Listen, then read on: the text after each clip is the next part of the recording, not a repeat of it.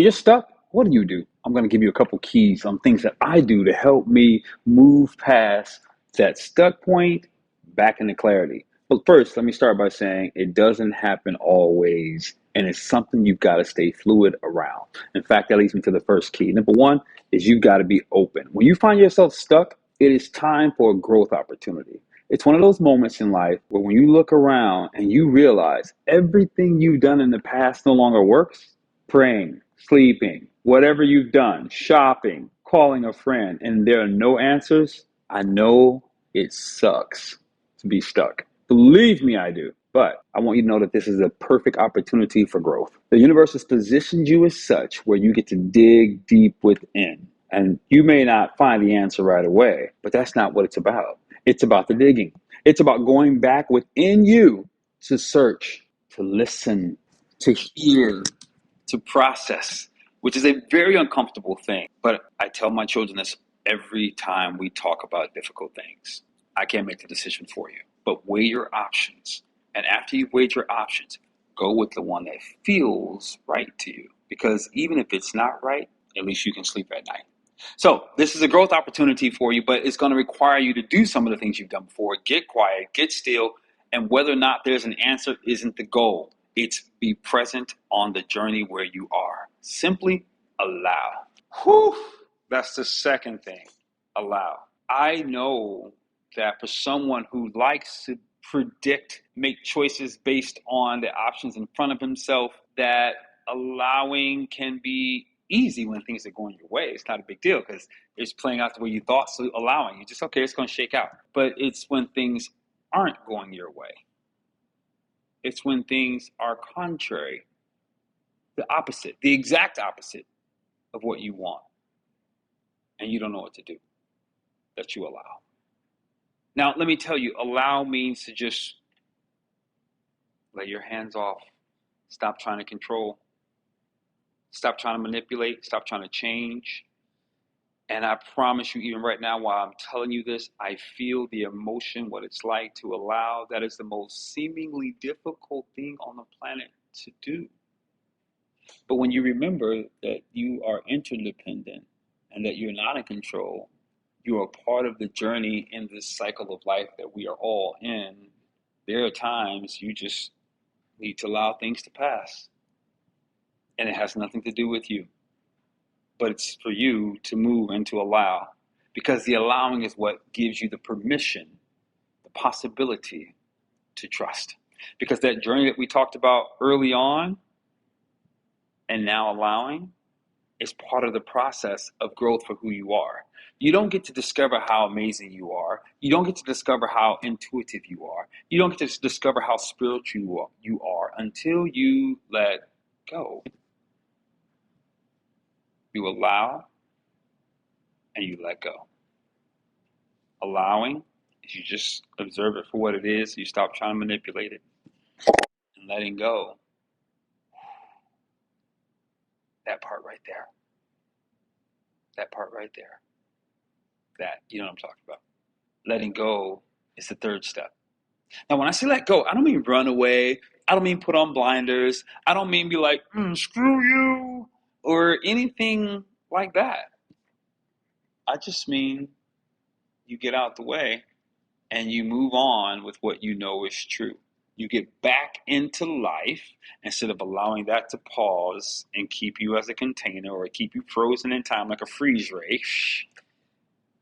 And you get back to what you know to be true. You just get back to what you know to be true. And it may not look like what you want. Talking to my friend, Dr. Tenji Brewer, we're discussing how Dr. Miles Monroe talked about this story in the Bible days around this guy named Joseph. Long story short, Joseph was the youngest. And in that culture, being the youngest, you didn't get any of the birthrights, any privileges, and you were just glad to be a part of the family. He has a dream, a spiritual dream that says he's going to be the leader that's going to lead his family, his brothers and his father, which is taboo, complete taboo. And at one point he found himself thrown in a pit by his brothers. Like, oh, you think you're that guy. Ego, hang out over here in a literal pit, in a place where you can't get out of. Stay there, hang out, whatever that looks like in your life. Whatever that metaphor of a pit is to you, you know what that feels like. Forgotten about, excluded, kicked out of the family. whatever that is, consider the white sheet. You know what I'm talking about. That feeling alone and aloneness isn't warm. But when you're letting go and you're not trying to control, you're allowing things to be, you're now in the momentum of, okay, so where am I? You're getting present once again to what is. And when you're present to what is, you just look, okay, so given the situation that I have, what can I do with what is?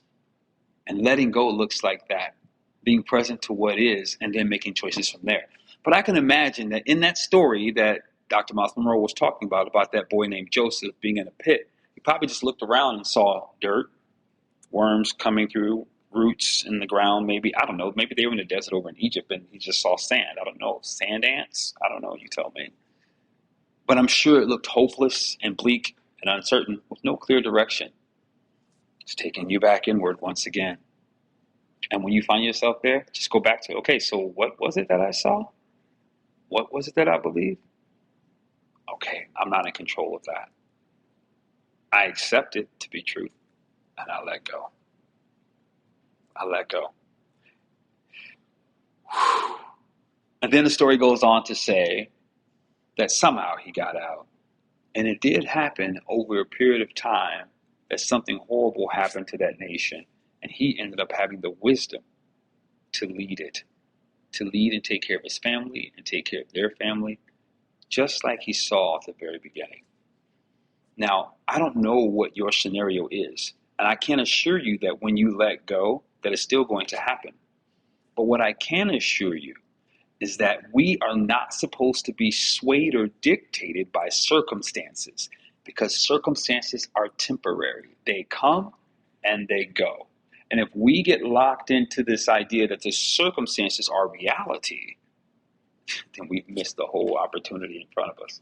You have to remember that before you are a physical being, you are a spiritual being, and that the spiritual precedes the physical. If it doesn't happen in the spirit, it can't happen in the physical. This is what this whole energy conversation, the whole law of attraction that we're talking about. So stop basing your life on the physical. It matters.